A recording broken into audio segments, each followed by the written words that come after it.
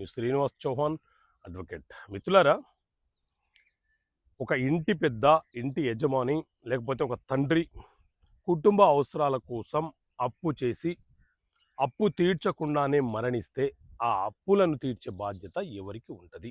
So మిత్రులారా, మన దేశంలో సివిల్ ప్రొసీజర్ కోడ్ సిపిసి అనే చట్టం అమల్లో ఉన్నది. ఈ చట్టం ఏం చెబుతుంది అని అంటే, ఎవరైనా సరే ఒక ఇంటి యజమాని, ఒక తండ్రి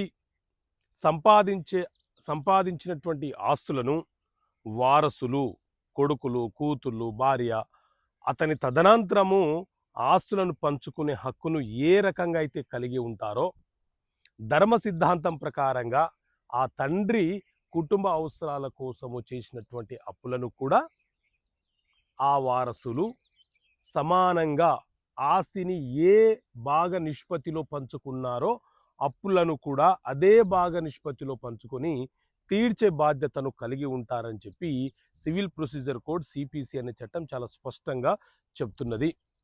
తండ్రి మరణిస్తే అప్పిచ్చిన వ్యక్తులు ఎవరైతే ఉన్నారో వాళ్ళు అతని యొక్క పిల్లల మీద కేసు ఫైల్ చేసి రావాల్సినటువంటి అప్పును వసూలు చేసుకునే అవకాశాన్ని కలిగి ఉంటారు.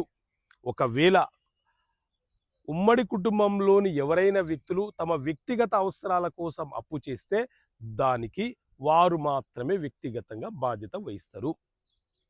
మిగతా వారసులు ఎవ్వరు కూడా బాధ్యత వహించడానికి అవకాశం ఉండదు. ఓకే మిత్రులారా, థ్యాంక్ యూ.